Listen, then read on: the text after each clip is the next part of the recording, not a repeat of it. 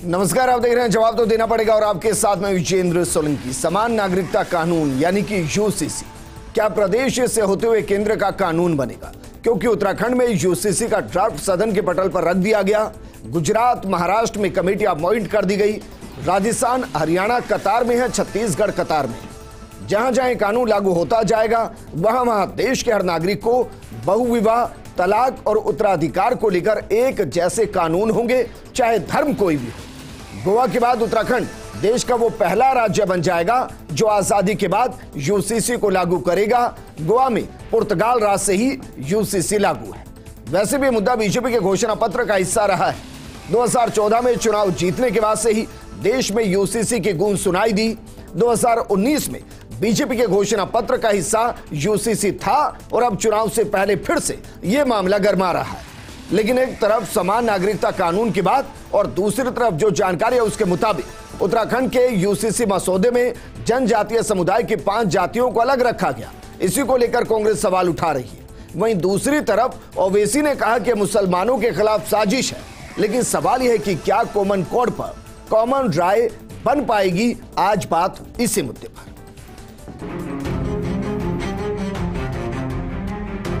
उत्तराखंड विधेयक 2024 को प्रस्तावित करने हेतु सदन की अनुज्ञा चाहता हूँ। किसी भी कम्युनिटी को एग्जेम्प्ट करने को कहते हैं या एग्जेम्प्ट करते हैं तो फिर वो यूनिफॉर्म सिविल कोड कहाँ रह गया?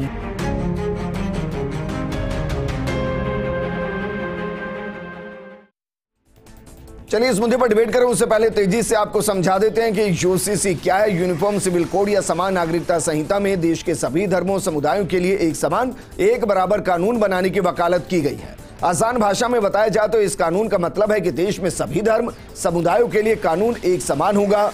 यह संहिता संविधान के अनुच्छेद 44 के तहत आती है। इसमें कहा गया है कि राज्य पूरे भारत में नागरिकों के लिए एक समान नागरिकता संहिता सुनिश्चित करने का प्रस्ताव करेंगे। यह मुद्दा एक सदी से भी ज्यादा समय से राजनीतिक नैरेटिव बहस का मुद्दा बना हुआ है। यह भारतीय जनता पार्टी के लिए प्राथमिकता का एजेंडा रहा है। बीजेपी 2014 में सरकार बनने से ही यूसीसी को संसद में कानून बनाने पर जोर देती रही।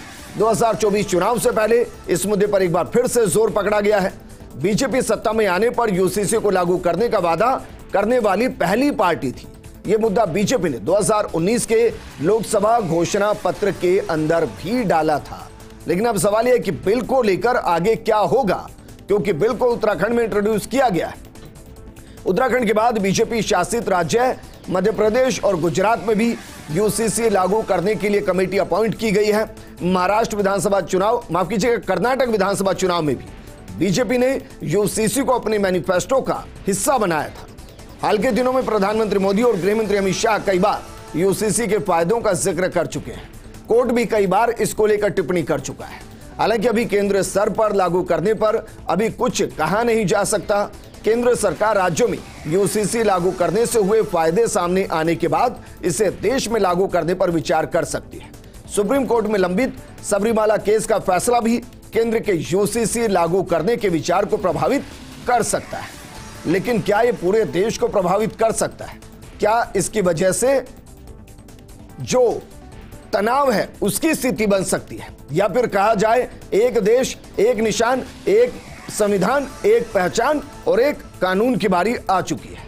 इस मुद्दे पर बात करने के लिए हमारे साथ मौजूद हैं बीजेपी प्रवक्ता विकास सोमानी जी, हमारे साथ मौजूद हैं कांग्रेस प्रवक्ता पौरुष भारद्वाज जी, वीएचपी प्रवक्ता सुभद्र पापड़ीवाल जी हमारे साथ बाहर से जुड़े और हमारे साथ मौजूद हैं सैयद सादत अली साहब, स्टेट प्रेसिडेंट है, वो हैं एपीसीआर के। और शुरुआत करेंगे सादत अली साहब आपके साथ। भाई, अगर एक देश है, एक निशान है, एक पहचान है, एक संविधान है, तो अगर एक कानून है तो समस्या होनी चाहिए? कानून पे कोई समस्या नहीं है, लेकिन कानून क्या बनने जा रहा है ये पहले आप दिखाइए तो सही, पटल पर रखिए तो सही कि वो मसौदा क्या है उसका। बगैर मसौदा को बनाए, बगैर लोगों को दिखाए आप क्या कानून बनाने जा रहे हैं? ये कौन सी है? ऐसा तो कभी आज तक हुआ नहीं आप मुझे बताइए कोई एक कानून बताइए जो पहले पब्लिक डोमेन में आया हो, उसके बाद सदन के पटल पर आया हो, एक बताइए। हर कानून के लिए पहले राय मशवरा किया जाता है, कमेटी बनाई जाती है, उस पर डिस्कस किया जाता है, उस पर ऑब्जेक्शंस मांगे जाते हैं और फिर वो पटल पर रखा जाता है जी। तो इस तरह तो कभी नहीं होता। क्या आज ये पता ही नहीं है किसी को कि उस कानून की क्या चीजें आएंगी, उसमें क्या अमेंडमेंट आएगा या क्या किस लाइन पे उस कानून को आप लेके आना चाहते हैं जी। तो आज हम इस पोजीशन में नहीं है। नहीं, आपको क्या लगता है सर क्या होगा? ऐसा थोड़ी ना होगा कि भाई चीजों को बदल दिया जाएगा। नहीं सर, पूरे देश पर जो भी लागू होगा, मैं कह रहा हूं जो भी लागू होगा वो तो पूरे देश पर ही होगा ना, या पूरे प्रदेश पर होगा जहां भी उसको एग्जीक्यूट किया जाएगा।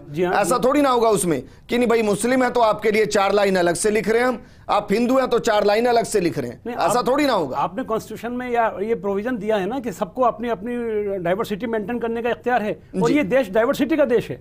हजारों साल से 10,000 साल से इस देश के अंदर इस चीज की नौबत नहीं आई। अब ऐसा क्या हो गया? नहीं, इसमें आप भी मुझे लग रहे हैं कि थोड़ा सा इसको अलग दिशा में लेकर जा रहे हैं।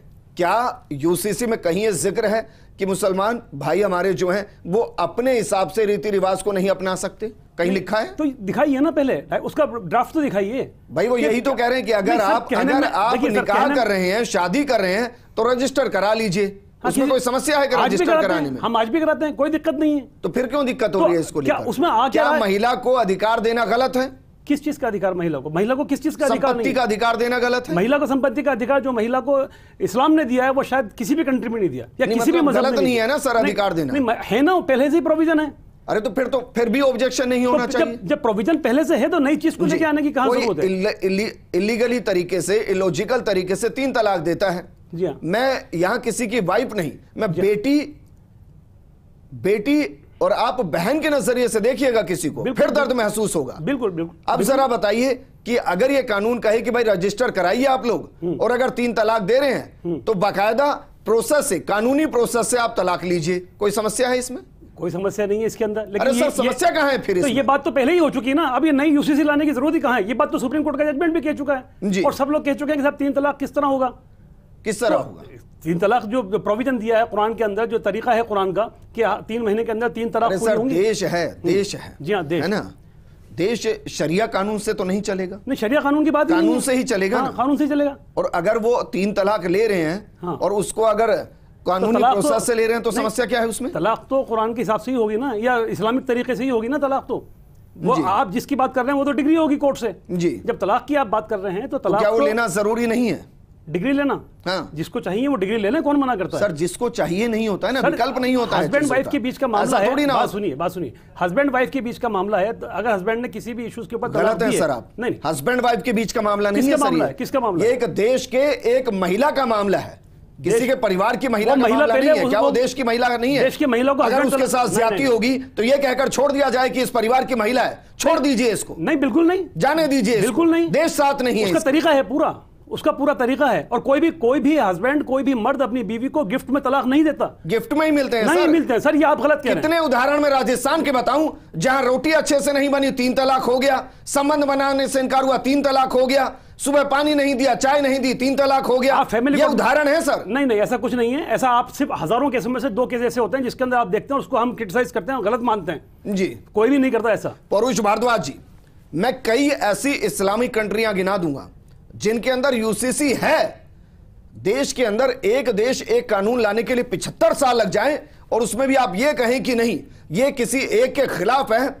आपको लगता नहीं कि देश को बांटने की बात है? परुष भारद्वाज जी। विजेंद्र जी देखिए, मैं पहली बात तो इस डिबेट का जो एक सब्जेक्ट है और सब्जेक्ट के अंदर जो इसको एक स्पेशली जो मुस्लिम धर्म पे टारगेट करके डिबेट पे भी कही जा रही है और राजनीति भी की जा रही है। मैं आपका ध्यान यहां से हटाना चाहूंगा। यूसीसी जो हो रही है वो सिर्फ मुस्लिम समाज में लागू नहीं हो रही, वो हिंदू समाज में भी लागू हो रही है। और हिंदू समाज भी जो है वो विविधताओं भरा, हमारा देश भी विविधताओं भरा देश है और हमारा हिंदू कल्चर जो है जिसको हम सनातन संस्कृति कहते हैं वो भी विविधता भरी है। हमारे यहाँ पे देखिए आप जो स्वर्ण जाति होती है, हमारे यहाँ पे जो 4 आश्रम बताएगा, 4 वर्ण बताएगा, उसमें भी जनजाति है, के लिए एक अलग कानून है विवाह का। जो जिनको हम लोग कहते हैं कि जो गांव की पिछड़ी जातियां जो होती है उनके लिए उनके सामाजिक कानून एक अलग होते हैं। तो सबको हमारे संविधान ने स्वतंत्रता दी हुई है। और आप इस बात की कल्पना कीजिए कि जब देश हमारा जब आजाद हुआ और उसके बाद जब हमारे देश का जब एकीकरण हो रहा था उस समय के जो नेता थे जिन्होंने देश की आजादी की लड़ाई लड़ी, उसके बाद जिन्होंने देश का नवनिर्माण किया, क्या वे नेता अज्ञानी थे? क्या उनको देश में क्या परिस्थिति आने वाली क्या उनको पता नहीं थी? उन्होंने क्यों नहीं उस बात के लिए कानून बनाया? निश्चित तौर पर उनको भी पता था। जब वो देश का एकीकरण कर रहे थे उन्हें पता पता था कि देश में हर जिले के, हर राज्य की एक अलग संस्कृति है, हर राज्य में हर जिले की अलग संस्कृति है। अब आप तो विजेंद्र जी जयपुर देखिए ना, जयपुर में आप जाएंगे, आप कोटपुतली जाइए, वहां की भाषा बोली अलग हो जाएगी। आप इधर अजमेर रोड पे चले जाइए, दूधू की बोली भाषा अलग हो जाएगी। भरतपुर चले जाइए। परुष भारद्वाज, मैं आपसे सवाल कर रहा हूं, दूधू में किसी ने हत्या कर दी तो क्या अलग से धाराएं लगेगी? विजेंद्र जी, आपने अगर किसी ने भीलवाड़ा में हत्या कर दी अलग से धाराएं लगेगी? जी, आप बात को अगर किसी ने राजस्थान के कोने में हत्या कर दी अलग बात लगेगी? आपको यूसीसी समझने की आवश्यकता है। इसमें हमारे देश में दो तरह के कानून है। अरे सर, मैं तो समझ चुका हूं, एक मिनट, मेरी बात तो कंप्लीट होनी चाहिए। ये पूछ रहा हूं भाई, क्रिमिनल लॉ तो सबके ऊपर आज भी लागू है। क्रिमिनल लॉ अलग-अलग कास्टों पे, अलग-अलग धर्मों पे अलग-अलग थोड़ा लागू हो रहे हैं। आप बात कर रहे हैं भारद्वाज जी, मैं आपसे ये पूछ रहा हूं कि अलग-अलग रीतियां ही तो हो सकती हैं कि भाई कोई निकाह कर रहा है, कोई शादी कर रहा है, कोई शादी को अलग तरीके से कर रहा है, कोई लव मैरिज कर रहा है, कोई कोर्ट मैरिज कर रहा है। यही तो है ना, यही विविधता है ना सर। बात को कहना चाह रहा हूं कि या तो हर जगह हस्बैंड वाइफ ही। मैं तो आपसे इस बात को कहना चाह रहा हूं कि आपको ये, आपने आपके इंट्रो में खुद ने बताया कि आपके जो हमारे देश में जो दो तरह के लॉ है, एक तो सिविल लॉ और एक क्रिमिनल लॉ है। क्रिमिनल लॉ तो ऑलरेडी सबके ऊपर लागू है ना, एक साथ, चाहे कोई सा भी धर्म हो, कोई सी भी जाति हो। दूध में कोई मर्डर करेगा तो उसको भी निश्चित तौर पर 300 साल या 302 पे उसको सजा मिलेगी। मणिपुर में कोई करेगा तो वहां भी मिलेगी। बात तो चीजों का जवाब दीजिए। एक महिला को पैतृक संपत्ति में अधिकार मिलना चाहिए, नहीं मिलना चाहिए? मिलना चाहिए, में बताइए। यूनानी मसले भारद्वाज जी, जी मैं बिल्कुल निश्चित मिलना चाहिए, नहीं मिलना चाहिए? क्यों नहीं मिलना चाहिए? अगर किसी को जबरदस्ती तलाक दिया जा रहा है, क्या उसको अधिकार मिलने चाहिए, नहीं मिलने चाहिए? विजेंद्र जी, मैं आपसे इस बात को कहना चाहूंगा, मैं खुद में ग्रामीण कल्चर से हूं, जयपुर जिले का रहने वाला हूं। हमारे यहाँ पे होता है ना, अगर कोई शादी कर रहा है, संपत्ति में अधिकार दे दिया, और कई ससुराल वाले और खुद लड़की मना करती कि नहीं मैं तो नहीं लूंगा अपने पियर में, मेरे भाइयों का नहीं लूंगी, तो उसको इच्छा पे छोड़िए ना, उसको इच्छा पे छोड़िए ना। कंपलसरी क्यों कर रहे हैं कि भाई नहीं तू जाएगा तेरे भाई के साथ? फिर गलत है, क्यों कर रहे हैं आप? उसको छोड़ दीजिए, उसको उसकी इच्छा लॉ बना के छोड़ दीजिए, उसकी इच्छा को ले लेगी, संपत्ति पे उसको नहीं चाहिए, छोड़ दीजिए ना, चाहेगा बना के छोड़ दीजिए ऐसे ही सर। क्रिमिनल लॉ तो क्रिमिनल लॉ बनाइए, बनाना नहीं चाहते तो इन सब चीजों के लिए तो कानून है ना पहले से। कैसे शादी करेगा, कैसे उसको अलग अलग भिन्नताओं में, परुष भारद्वाज जी, अलग अलग स्टेट के अलग अलग रीतियों के हिसाब से शादियां ही होती है ना?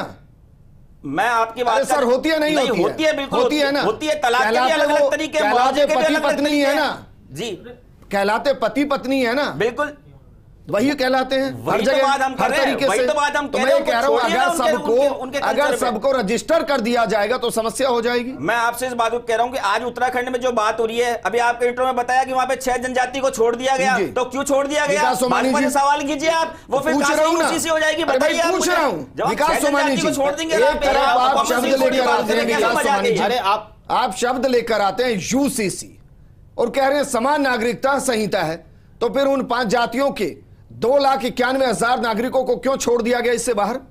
देखिए विजेंद्र जी, मैं स्पष्ट करना चाहूंगा, जब रंजना देसाई जो है जस्टिस, उनकी अध्यक्षता में जो कमेटी बनी, 740 के लगभग पेजों का ड्राफ्ट बना और लगभग 2.5 लाख के तो ऐसे सुझाव लिए गए और लगभग 20 लोगों का सुझाव लिए गए। उस सुझाव लेने के बाद जो बिल का ड्राफ्ट तैयार किया है, उस ड्राफ्ट के आधार पर आप देखें कि समान नागरिक संहिता को लागू करने का एक बिल बनके तैयार हुआ है। अब ये जो परुष जी जिस प्रकार की बात कह रहे हैं, आप ये बताइए, सोमानी जी जो सवाल किया उसका जवाब दीजिए। अगर ये पूरे देश पर लागू होना है या एक प्रदेश के हर नागरिक पर लागू होना है, तो जो खबर चल रही है कि भाई 5 जनजातियों के 2,91,000 नागरिकों को इससे बाहर किया गया है, फिर विजेंद्र जी मैं आपसे कहूं कि समान नागरिक संहिता का जो ड्राफ्ट है, उस ड्राफ्ट के जो 740 पृष्ठ आप पढ़ेंगे और जब उसका ड्राफ्ट सामने आएगा तब उसमें सब चीज का विवरण आएगा। और उस बात को आप कहना चाहेंगे, मैं स्पष्ट करूं इसमें, कि आप ये नहीं कह सकते कि जनजाति को छोड़ा है तो आखिर उनके बारे में क्या सुझाव आए हैं और किस प्रकार का वो उसमें लेख है। तो 740 पृष्ठ को यूसीसी आप नहीं कहना सर, आप बात सुनिए, नहीं अरे भाई आप समझो, या संसदीय, अरे आप पूरी बात सुनिए, अरे सुनिए, आप सुनने की, आप सुनने कोशिश कीजिए। संविधान के अनुच्छेद जो भाग 4 है उसका जो उसमें लिखा गया है कि राज्य में समान नागरिक संहिता को लागू किया जाए। अब उसी संदर्भ में जो कमेटी बनाई गई और जो कमेटी के आधार पर जो निर्णय लिए गए, जो सुझाव लिए गए, क्योंकि ये लोकतांत्रिक देश है और यहां पर जब विधायी और लोकतांत्रिक प्रक्रिया कोई पूरी होती है तो उसमें राय और साथ में एक कमेटी बना के और जिसका जो निर्णय लिया गया जी, सब मान रहे हैं सर। मैं तो ये पूछ रहा हूं भाई, अगर एक प्रदेश के एक पॉपुलेशन को छोड़ देंगे तो क्या वो समान नागरिकता संहिता कहलाएगी, हाँ या ना में बताइए बस। देखिए, सर्वसम्मति से जो निर्णय पारित होता है, मैं आपको कहना चाहता हूं विजेंद्र जी, एक बात को सुनिए आप, संसदीय लोकतांत्रिक प्रणाली है, चाहे विधायक प्रणाली, जो विधायक की प्रणाली है, उस प्रणाली में जो सहमति है और जो मुसलमान भी विरोध कर रहा है, छोड़ दो फिर। अरे मुसलमान भाई विरोध किस बात का विरोध कर रहे हैं आप बताइए? जब संविधान जनजातियों को क्या कहकर छोड़ा गया, 1948 में जब जनजातियों को क्या कहकर बाहर किया गया है, वो आप ड्राफ्ट को देखेंगे क्या मैं कहना चाह रहा हूँ, जो न्यांगली में हाई कोर्ट लगती है अलग से, वो कैसी बातें कर, बात सुनिए परुष जी, सर करना पड़ेगा, सब करना पड़ेगा। आप सुनो परुष भारद्वाज जी, जो चलेगा देश कानून से चलेगा, और समान नागरिक संहिता के लिए जो प्रावधान संविधान के अनुच्छेद 44 में दिए गए हैं उससे हम नकार नहीं सकते, और उसी संदर्भ में जब कार्रवाई हो रही है तो जो फंडामेंटल जो चल रहा है, भाई यही तो पूछ रहे हैं, अगर वो समान नागरिकता संहिता है तो छोड़ा क्यों है फिर उनको? ये कोई जवाब नहीं है, ये जवाब नहीं है, ये बात साबित करिए कि चुनावी राजस्थान में भी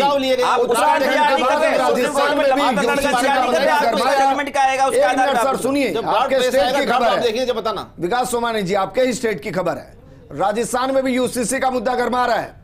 शिक्षा मंत्री मदन दिलावर ने यूसीसी को लेकर ड्राफ्ट कमेटी बनाने का प्रस्ताव दिया है। मंत्री परिषद की पहली बैठक में अपनी तरफ से प्रस्तुत करने का आश्वासन दिया गया है। अब विकास सोमानी जी ये बताइए कि भाई उत्तराखंड में 5 जनजातियां छोड़ दी, राजस्थान में अगर ये ड्राफ्ट तैयार होगा और इसको सदन के पटल पर रखा जाएगा तो राजस्थान में भी तो ऐसा नहीं है कि आदिवासी बहुल्य जो इलाके हैं वहां वोट बैंक को देखते हुए कुछ जातियों को बाहर कर दें, उनको क्यों छोड़ देंगे? देखो विजेंद्र जी, मैं आपको एक बात स्पष्ट रूप से कहना चाहूं, भारतीय जनता पार्टी की सरकार जहां कहीं भी हो वोट बैंक के आधार पर नहीं, देश के हित में, संविधान के हित में निर्णय करती है। और आप देखें, जब कमेटी बना के निर्णय किया गया और सुझाव के आधार पर निर्णय किया गया और विधायी प्रक्रिया से उसको किया गया है, तो आप ये मानिए कि राजस्थान में भी जब कभी इस तरह की होगी, आप समझे 13 माह तक इस रिपोर्ट में उत्तराखंड में 13 माह का समय लिया और लगभग 20 लाख के लगभग सुझाव आए, और जस्टिस जो है सेवानिवृत्त, उनकी अध्यक्षता में कमेटी बनाई गई, तो सभी पहलुओं पे उसमें परीक्षण किया गया और उसके बाद इस ड्राफ्ट को तैयार किया गया है।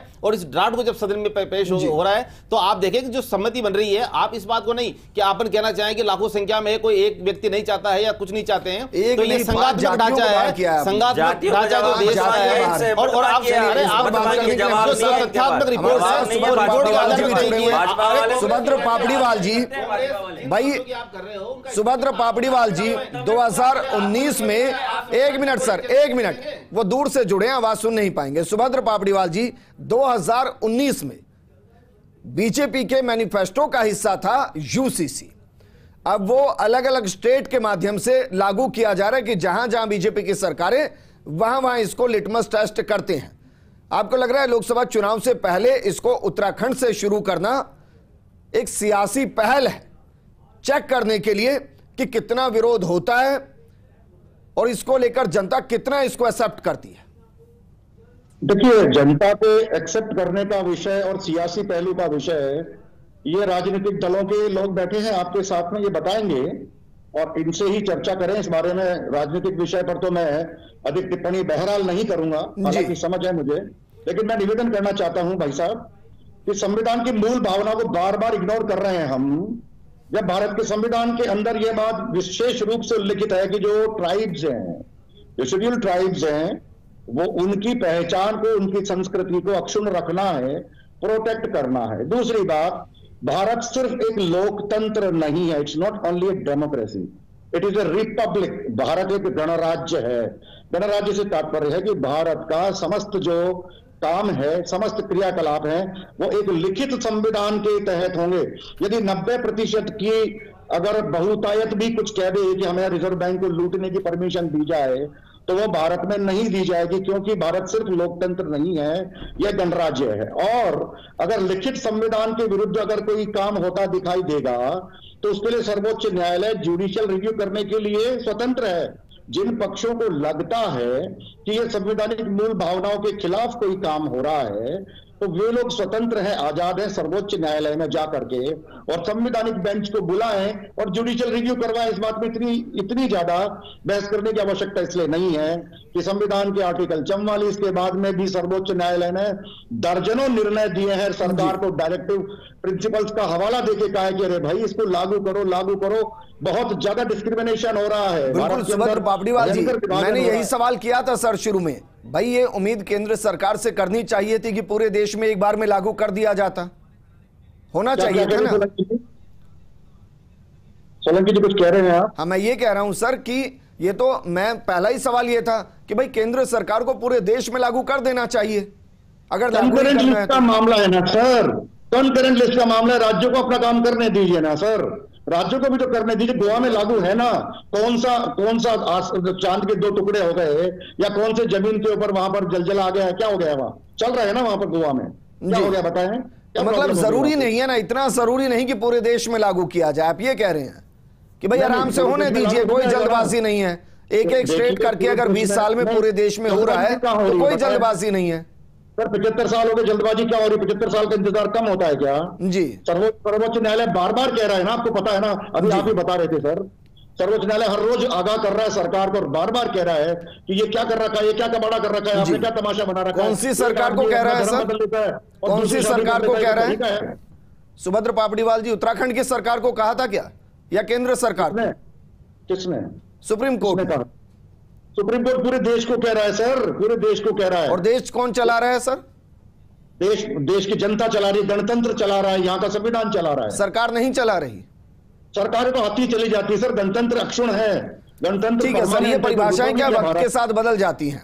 दिल्ली न्यूज एडिटर अदिति नागर हमारे साथ जुड़ी हुई हैं, चलिए वापस उनको जोड़ने की कोशिश करेंगे। लेकिन विकास सोमानी जी, भाई 2019 के मैनिफेस्टो का हिस्सा है, पूरा देश इंतजार कर रहा था कि जितने बड़े बड़े फैसले लिए गए हैं उसमें एक यूसीसी, CAA इनको भी एग्जीक्यूट कर दिया जाएगा। देखिए, समय समय पर एक भारत श्रेष्ठ भारत जिस तरह की मांग उठती रही और जिस तरह का बार बार जो वातावरण और जिसे सुप्रीम कोर्ट की जो बताया गाइडलाइन आती गई, तो आप देखें कि सरकारें जो है वो एक संघात्मक ढांचा होने की वजह से जो स्टेट की जो स्थिति है कि विभिन्न राज्यों की स्थिति अलग अलग है। कई राज्यों की स्थिति ऐसी है कि वहाँ की वो सुझाव लेना और वहाँ का जो स्टेटस उसको देखना, उसके बाद जो विधायी की प्रक्रिया के अगर तहत कोई कार्रवाई की जाती है तो वहाँ सभी आम जन की भावनाएं और विधायक की जो भावनाएं वो आती है और वो स्टेट के हिसाब से लागू रहती है। तो रही बात 2014 से पहले भारत एक नहीं था क्या? चलिए, नहीं, अरे भारत तो एक है और भारत में केंद्र सरकार जिस तरह से काम कर रहे हैं तो एक दृढ़ इच्छा शक्ति है, जो निर्णय आम जनता के हित में जो संविधान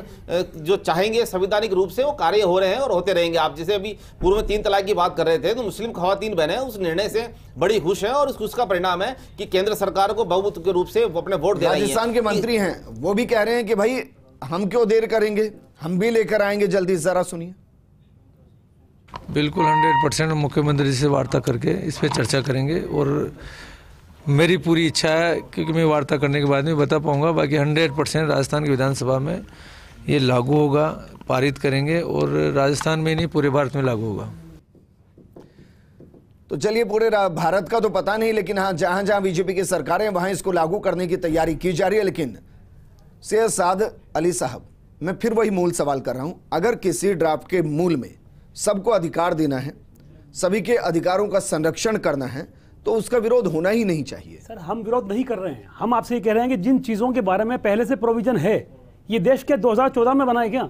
ये देश तो हजारों साल से चल रहा है, तो आपको क्या जरूरत महसूस हुई ऐसी? हजारों साल पहले तो सर फिर वो भी आ गए जो हमारे मंदिर तोड़ गए, जिनमें आप भी हैं। आपसे मतलब है कि आप भी उस हिस्सा हैं जिनके तोड़े गए हैं, जिनके तोड़े गए। सर, उस वक्त हमारी ना कॉन्स्टिट्यूशन था ना कोई बात थी। आज देश 80 साल से 70 साल से, जब से हमारा देश आजाद हुआ है, जब से देश अपनी जगह रन कर रहा है और देश में इस चीज की जरूरत महसूस नहीं हुई, और इसलिए महसूस नहीं हुई कि ये देश विविधताओं का देश है। कॉन्स्टिट्यूशन ने किसी के दर्द को महसूस किया ही नहीं। नहीं, अब तो सिर्फ वो काम किया जा रहा है जिससे वोट मिले, सिर्फ इसलिए किया जा रहा है जी। बाकी इससे पहले क्या नहीं होता। आप ये कह रहे हैं कि अगर मुस्लिम बहनों को ट्रिपल तलाक के जद से बाहर कर दिया जाए तो ये वोट बैंक के लिए किया जा रहा है। अगर एक शादीशुदा पति अपनी पत्नी के रहते हुए दूसरी शादी ना कर पाए तो इसमें उसके अधिकारों का हनन हो रहा है। आपसे ये पूछ रहा हूं भाई, मैं आपसे पूछ रहा हूं, अगर एक शादी हो रखी है जी और उसकी पत्नी है जी, उसको क्यों अधिकार दिया जाए दूसरी शादी का? तो कौन आपके सामने कितने आंकड़े हैं ऐसे जो शादी कर रहे हैं? और जिस जमाने की आप बात कर रहे हैं ना, उस जमाने में हर समाज में इतनी ही शादी होती थी, हर समाज में इतने ही बच्चे पैदा होते थे। और अब कितने लोग हैं जिनको आप जानते हैं आपकी जिंदगी में इतना आसान है सर कि 3 तलाक कहकर निकल जाते हैं, अगले दिन दूसरी शादी कर लेते हैं। कितने लोग करते हैं? कितने आंकड़े आपके पास? अगर ये 10 भी है तो छोड़ दिया जाए सर, फैमिली कोर्ट में जाके देखिए सर, और वहां से ये बहुत इंटरेस्टिंग फैक्ट आप दे रहे हैं कि अगर ये आंकड़ा बेहद कम है तो विरोध होना ही नहीं चाहिए। फिर क्यों विरोध है? जब मैक्सिमम पॉपुलेशन इसको पहले से मान रही है, सेकंड लार्जेस्ट पॉपुलेशन अगर इसको पहले से मान रही है तो विरोध ही नहीं होना चाहिए। नहीं होता विरोध, कहां किसने विरोध किया? फिर वेलकम कीजिए ना सर। किस बात का? आप पौरुष भारद्वाज ये बताइए, उनको भी कोई दिक्कत नहीं कह रहे भाई चुनिंदा केस हो जाने दो लागू, उस पर क्या फर्क पड़ रहा है? विजेंद्र जी, मैं तो इस बात को कहना चाहूंगा, मेरी आपत्ति इस बात पे नहीं है कि देश में क्या कानून बन रहा है क्या नहीं बन रहा है। जो भी कानून बनता है वो संविधान की भावना के अनुरूप बनना चाहिए। और जैसा कि अभी वीएचपी के प्रवक्ता कह रहे थे कि भाई हमारे देश में जो जनजातियां हैं उनको संरक्षित करने के लिए भी तो हमारे कॉन्स्टिट्यूशन ने कहा है ना, तो आप उनके कल्चर को और उनकी डाइवर्सिटी को आप कैसे उनको मेंटेन रखेंगे, कैसे आप उनको संरक्षित करेंगे, इस पर भी तो चर्चा होनी चाहिए ना। और जैसा कि अभी आपने भारतीय आपके सवाल का जवाब दिया कि 5 जनजातियां बाहर क्यों कर दी गई। देखिए, दूसरी बात आपने भारतीय जनता पार्टी के प्रवक्ता से सवाल पूछा, नहीं जवाब दे पाए। भाई अगर एक देश है, एक निशान है, एक पहचान है, एक संविधान है, तो एक कानून होना चाहिए। नमस्कार।